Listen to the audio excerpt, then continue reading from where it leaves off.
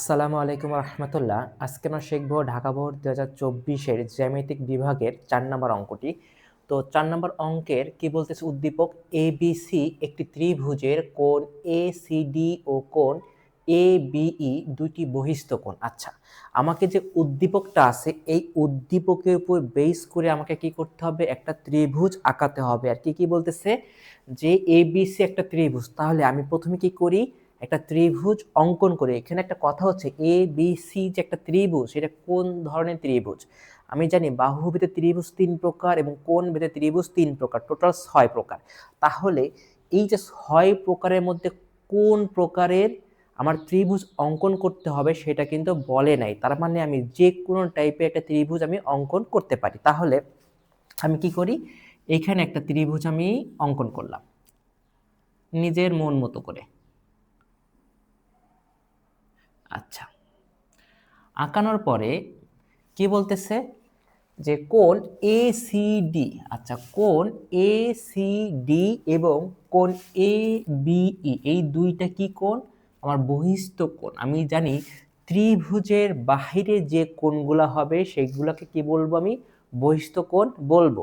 তাহলে ভিতরে যে একটা কোণ, দুইটা কোণ, তিনটা কোণ আছে, এই তিনটা কোণের নাম হচ্ছে কি, তিনটা কোণ হচ্ছে অন্তস্থ কোণ। আর এই কোণের এই তিনটা কোণের বাহিরে যে কোণ তৈরি হবে সেইটাকে বলবো কি আমি বহিস্থ কোণ।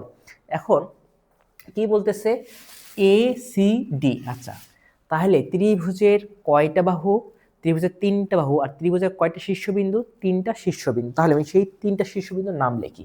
এখন একটা জিনিস খেয়াল করো, এইখানে সি কোথায় আছে, মাঝখানে। এইখানে বি আছে কোথায়, মাঝখানে। এই দুইটা কি আমার বহিস্থ কোণ। তার মানে আমি সি এবং এই ডি কোথায় দেব, এই সি দিব হয় এইখানে অথবা এইখানে। যদি তুমি সি এইখানে দাও তাহলে বি দিবা কোথায়, এইখানে। তাহলে এ যাবে কোথায়, উপরে চলে যাচ্ছে। ঠিক আছে, এই তাহলে এস বি সি একটা ত্রিভুজ যার কি বলতেছে কোণ এ সি ডি। তাহলে এ সি ত্রিভুজের বাইরে যে কোণটা হয় সেটাকে বহিস্থ কোণ।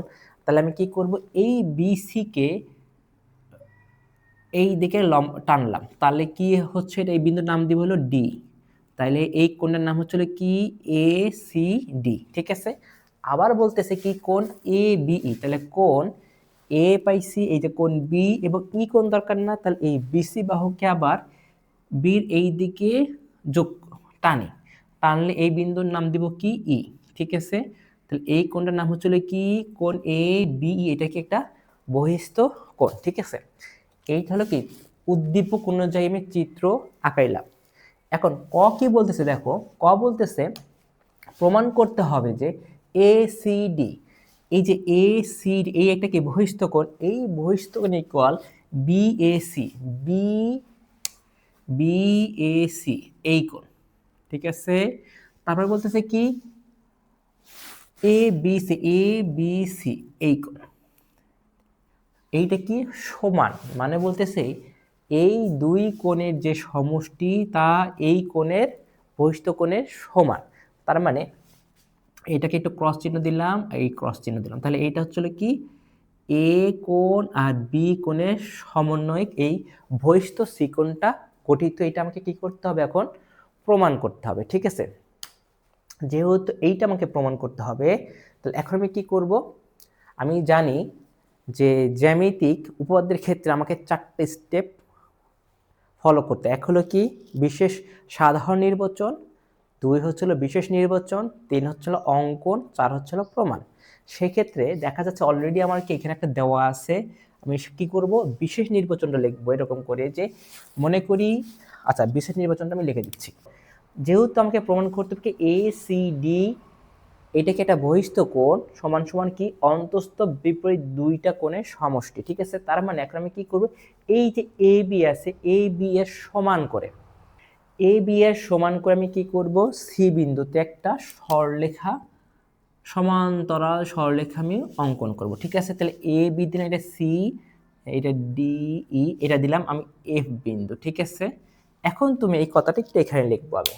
ঠিক আছে, এ বি সমান্তরাল হচ্ছে হলে কি দিব, সি এফ হলে, ঠিক আছে।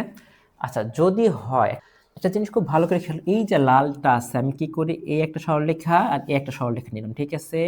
তাহলে এটার নাম হচ্ছিল এফ সি আর এটা হলো এ বি।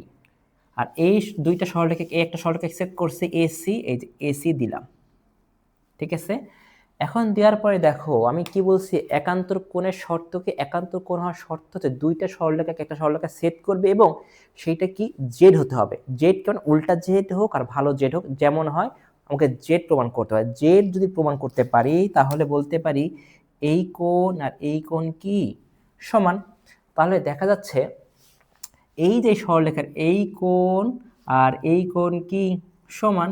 তাহলে আমি কি এখন এই কথাটা লিখতে পারি যে কোণ A C F equal, A C F equal হচ্ছে লিখতে পারি বি এ সি, ঠিক আছে।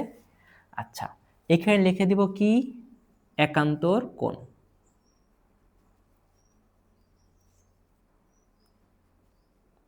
আচ্ছা, এইটা একটা গেল।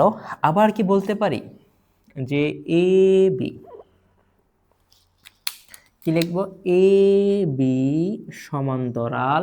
আচ্ছা, এ বি সমান্তরাল লিখতে পারি কি সি এফ হলে, ঠিক আছে। আচ্ছা, দুইটা সমান্তরাল সরলরেখা পাইছি। এখন একটা জিনিস খেয়াল করো, এই বিসির কথা চিন্তা করো। এটা সমান্তরাল সরলরেখাকে বিসি সরলরেখা ছেদ করছে, নাম কি দিচ্ছি, এটা এফ, এটা সি, এটা বি, এটা এ, এটা বি, ঠিক আছে। এখন কি হচ্ছে দেখো, এই যে দুইটা সরলরেখা একটু টান দিলাম, টান দেওয়ার পরে দেখা যাচ্ছে এখন দেখো এই কোণ আর এই কোণ কি সমান, কারণ দুইটা সরলরেখাকে একটা সরলরেখা সেট করার পর যে পাশে কোণ উৎপন্ন হয় দুই পাশে, সেইটাকে কি বলা হচ্ছে, হলো অনুরূপ কোণ বলা হয়। দেখো এইটা কোথায়, এই কোণের বামে, এই কোণের বামে, তার মানে এটা অনুরূপ কোণ। তাহলে বলতে পারি এই কোণ আর এই কোণ কি সমান। তাহলে এইটার ক্ষেত্রে আমি কি লিখতে পারি এখন, কোণ হলো এফ সি ডি ইকুয়াল, লিখতে পারি এ বি সি, এখানে লিখে দিব কি অনুরূপ কোণ।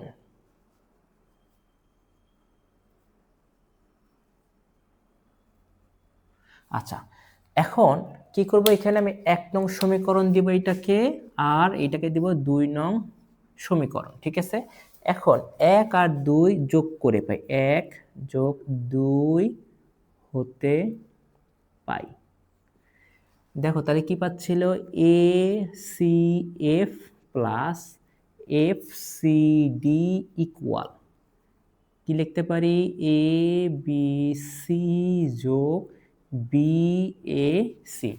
আচ্ছা, একটা জিনিস খুব ভালো করে খেয়াল করো, আমি অলরেডি কি এ বি সি যোগ বি এ সি পাইছি, কিন্তু এ সি ডি দরকার না। আচ্ছা, এখন একটা জিনিস খেয়াল করো, A C F, A C F, A A C F এই কোণ, আর এফ এফ সি ডি এই কোণ। তো এই দুই কোণের পরিবর্তে আমি লিখতে পারি এ সি ডি। তাহলে লিখতে পারি যে কোণ A C D equal A B C যোগ কোণ বি এ সি। এটাই কি আমার প্রমাণ করতে বলছে, তাই এটা কি প্রমাণিত।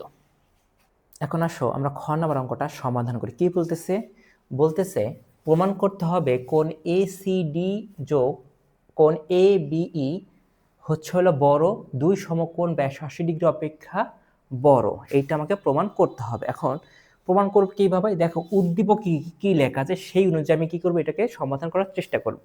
তাহলে লিখতে পারি যে প্রথমে কি একটা ত্রিভুজ অঙ্কন করি,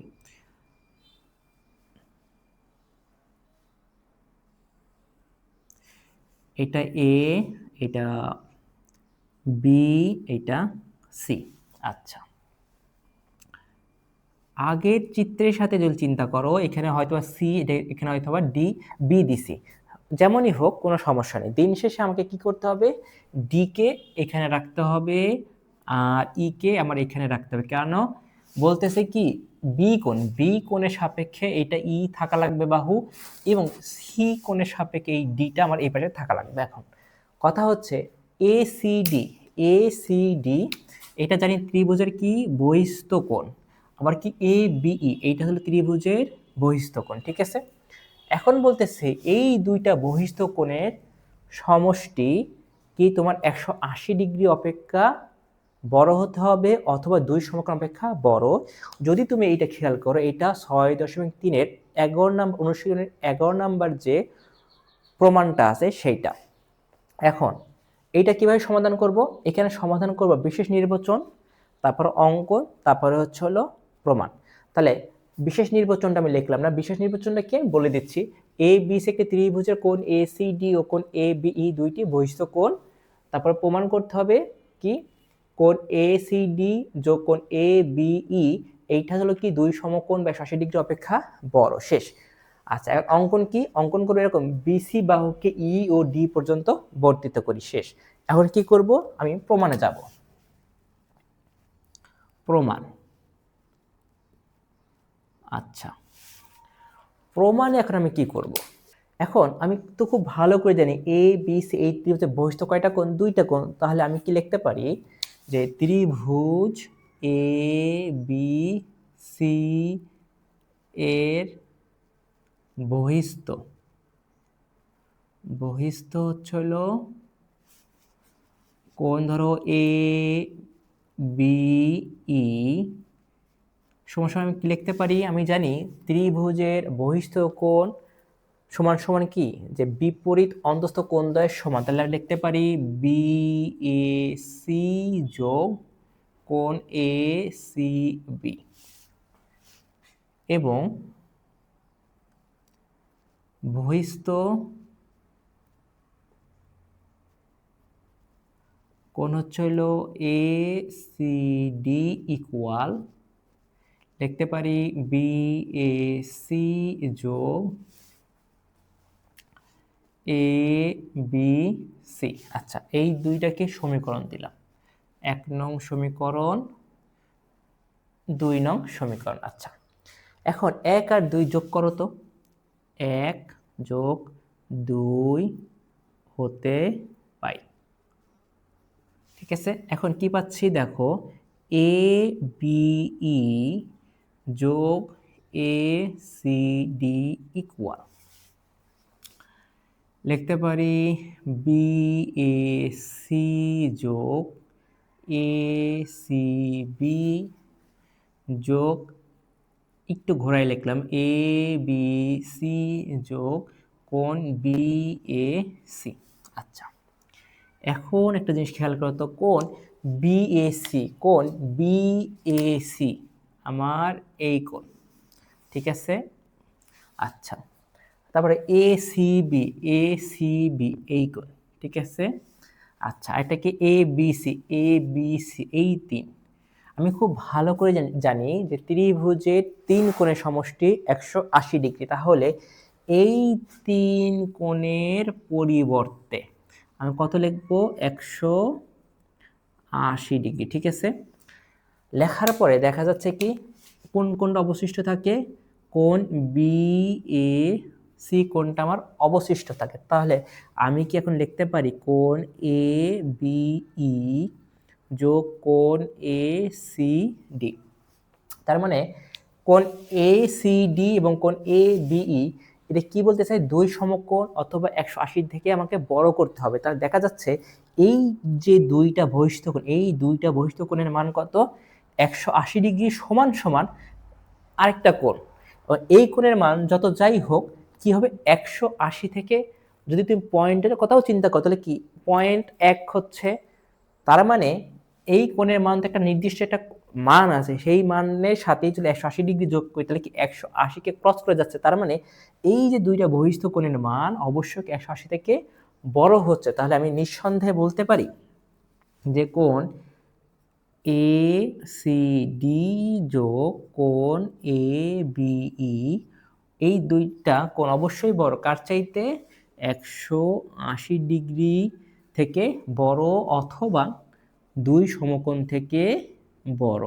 তাহলে এটা কি আমার প্রমাণ করা হয়ে গেল। এখন আসো আমরা গ নাম্বার অঙ্কটা সমাধান করি। কি বলতেছে? যে এফ বিসি বাহুর মধ্যবিন্দু হলে প্রমাণ করো যে এ বি প্লাস এসি বড় হবে কার চাইতে, টু এ এফ এর চাইতে বড়। আচ্ছা, তাহলে উদ্দীপকে কি বলতেছে, এ বি সি একটা ত্রিভুজ, তার মানে আগে আমি একটা ত্রিভুজ অঙ্কন করি। এই হলো আমার একটা ত্রিভুজ, নাম হচ্ছে এ বি সি। এখন কি বলতেছে, এফ হচ্ছিল বিসি বাহুর মধ্যবিন্দু। আচ্ছা, এফ এফ হচ্ছিল বিসি বাহুর মধ্যবিন্দু, তাহলে বিসি বাহুর মধ্যবিন্দু ধরলাম এইটা, ঠিক আছে। তাহলে ওটার নাম কি, এফ। তাহলে আমি এটাকে দিলাম এফ বিন্দু। আচ্ছা, দেওয়ার পরে বলতেছে এ বি যোগ এসি, তাহলে আমি কি করব, এ আর এফ যোগ করি, ঠিক আছে। এ আর এফ আমি যোগ করলাম, ঠিক আছে। যোগ করার পরে বলতেছে আমাকে এটা কি করতে হবে, এ বি প্লাস এসি বড় হতে হবে কার চাইতে, টু এ এফ এর চাইতে বড়, এটা প্রমাণ করতে হবে। আচ্ছা, এই অঙ্কটা হচ্ছে কি অনুশীলনী 6.3-এর 12 নাম্বার উপপাদ্যের যে প্রমাণ সেটা। এখন চলো এটা কিভাবে সমাধান করব দেখো। এখন এইটা সমাধান করতে গেলে আমাকে যে কাজটা করতে হবে সেটা হচ্ছে, এই যে এ এফ বাহুটা আছে, এ এফ বাহুটাকে আমি কি করব, এ এফ বাহুটাকে আমি একদম ডি পর্যন্ত বর্ধিত করি, ঠিক আছে। এমনভাবে বর্ধিত করব যাতে এ এফ আর এফ ডি কি হয়, সমান হয়, ঠিক আছে। তারপরে বাকি থাকে কি, আমি এইটা একটু যোগ করব, ঠিক আছে। এই সি আর ডি আমি যোগ করব, ঠিক আছে। এখন আমি যা করছি সেইটাই কি করব, অঙ্কনে লিখে দিব। আচ্ছা, তাহলে বিশেষ নির্বাচনটা কি হবে, বিশেষ নির্বাচন হচ্ছে কি, যে এ বি সি ত্রিভুজের এফ হচ্ছে কি বিসি বাহুর মধ্যবিন্দু, ঠিক আছে। আচ্ছা, হওয়ার পরে লিখবো কি, প্রমাণ করতে হবে যে কি এ এ এ বি যোগ এ সি বড় কি, টু এফ এর চাইতে বড়, ঠিক আছে। তারপরে কি অঙ্কন, অঙ্কনে লিখবো যে এফ কে এমনভাবে বর্ধিত করি জানি যেন ই এফ সমান সমান এফ ডি হয়। তারপরে লিখবো সি কমা ডি যোগ করি, ঠিক আছে। করার পরে এখন আমি কি করব, প্রমাণ।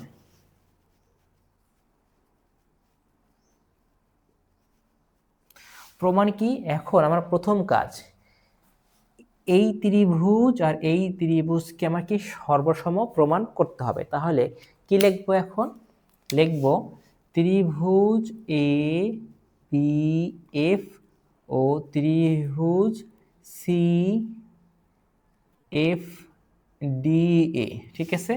আচ্ছা, এই জিনিসটা দেখো তো, দেখা যাচ্ছে কি এইটার এইটা কি সমান, ঠিক আছে। কেন, আমি অলরেডি অঙ্কনে বলে দিছি কি এ এফ সমান সমান কি এফ ডি। তাহলে আমি কি লিখতে পারি যে এ এফ সমান সমান এফ ডি, ঠিক আছে। তারপরে দেখো এই যে বিসি, এই বিসি বাহুকে কি করছে, এই একটা আর এইটা কি সমান। কেন সমান, অলরেডি আমাকে বলেছে কি এফ হচ্ছে হলো কি বিসি বাহুর মধ্যবিন্দু, তার মানে বিএফ আর সিএফ কি সমান। তাহলে লিখতে পারি যে বিএফ ইকুয়াল সিএফ, ঠিক আছে। আচ্ছা, এখন দেখো তো এই যে দুইটা বাহু, এক নাম্বার এবং দুই নাম্বার, এই দুইটা বাহুর অন্তর্ভুক্ত কোণ কোনটা, এইটা। আর এখানকার দেখো তো এই ত্রিভুজের এক নাম্বার এবং দুই বাহুর অন্তর্ভুক্ত কোণ কোনটা, এইটা। পরস্পর কি বিপ্রতীপ কোণ, ঠিক আছে। তা আমি কি লিখতে পারি, কোণ এ এফ বি আর এখানে হচ্ছিল কোণ সি এফ ডি, ঠিক আছে। আচ্ছা, একটা জিনিস খেয়াল করো, আমার এখানে কি দুইটা ত্রিভুজ, আর দুইটা ত্রিভুজকে আমার কি করতে হচ্ছে, সর্বসম প্রমাণ করতে হচ্ছে। তাহলে একটা ত্রিভুজের তিনটা বাহু তিনটা কোণ, অপর একটা ত্রিভুজের তিনটা বাহু তিনটা কোণ থাকে। তার মানে ওইখান থেকে তোমাকে কি করতে হবে, আমি তোমাকে বোঝাচ্ছি। এই যে এখানে আছে তিনটা বাহু আর তিনটা বাহু আর তিনটা কোণ আর তিনটা কোণ, ঠিক আছে। এখন এখান থেকে তোমাকে কি করতে, এরকম টোটাল তিনটা নিতে হবে। এখন তুমি তিন বাহুও নিতে পারো, ইচ্ছা করলে দুই বাহু নিতে পারো। তিন বাহু নেওয়ার কাম হয়ে গেছে। এবং যখন তুমি দুইটা বাহু নিছাও, ঠিক আছে, দুইটা বাহু থাকার পরে থাকে পারে স্টেপ বাকি আরেকটা। এখন তুমি এখান থেকে কি করলা, তুমি একটা কোণ নিলা, ঠিক আছে। দেখা যাচ্ছে আমার এখানে দুইটা বাহু এবং একটা কোণ নিছি, নেওয়ার বিনিময়ে কি হচ্ছে, আমি সর্বসম প্রমাণ করতে পারছি। করার পর আমি কি লিখবো, যে ত্রিভুজ এ বি এফ সর্বসম ত্রিভুজ সি এফ ডি, ঠিক আছে। যদি হয় তাহলে আমি বলতে পারি কি ওই দুইটা ত্রিভুজের এখানে কয়টা বাহু ছিল? তিনটা বাহু। নিচে কয়টা বাহু? দুইটা বাহু। থাকে কয়টা বাহু? একটা বাহু। তাহলে আমি ইজিলি বলতে পারবো যে ওখানে তিন নম্বর বাহু কোনটা? এ বি, আর এখানে হতে সি ডি। তাহলে এগুলা কি সমান? তাহলে লিখতে পারি এ বি সমান হচ্ছে হইলো সি ডি। ঠিক আছে, সাথে এটাও বলতে পারি বা লিখতে পারি যে এই যে আরো যে দুইটা কোণ আছে, এখানে অলরেডি কয়টা কোণ গেছে? একটা কোণ গেছে, তাহলে আরো দুইটা কোণ আছে, সেই দুইটা কোণও কি পরস্পর সমান। ঠিক আছে, এখন আমি কি বলতে পারি ত্রিভুজ, এখন এই যে বড় যে ত্রিভুজটা আছে না, এই ত্রিভুজটাকে নাও। তাহলে ত্রিভুজ এ সি ডি এ। ঠিক আছে, আচ্ছা এই ত্রিভুজে দেখো আমি কি বলতে পারি, যে কোনো দুইটা হনি। তাহলে এ সি যোগ সি ডি। আমি খুব ভালো করে জানি ত্রিভুজে দুই বাহুর দৈর্ঘ্যের সমষ্টি কি তৃতীয় বাহু অপেক্ষা বৃহত্তর। তাহলে তৃতীয় বাহু কোনটা? এডি। এডি অপেক্ষা কি হওয়া লাগবে? বৃহত্তর হওয়া লাগবে। আচ্ছা, তাহলে এসি কে এসির মতোই রাখলাম। আর সিডি, অলরেডি দেখো সিডি এর পরিবর্তে আমি কি লিখতে পারি? A B. এ বি আমি লিখতে পারি। এডি, এডির পরিবর্তে আমি লিখতে পারি এ এফ যোগ এফ ডি। তাহলে এসি যোগ এ বি। এই দেখো এ এফ আছে, আমার দেখা যাচ্ছে প্রমাণে কি আছে? A F. এ এফ ঠিক আছে, কিন্তু আছে কত? এফ ডি বা এফ ডি। তাহলে দেখ এফ ডি এর পরিবর্তে কি লিখতে পারি? A F. তাহলে আমি লিখতে পারি এ এফ। তাহলে এখন হচ্ছে কি এসি, আচ্ছা এখানে আছে হলো এ বি আগে, তাহলে লিখতে পারি এ বি যোগ এসি টু এ এফ। তাহলে কি এটা আমার প্রমাণিত হয়ে গেল।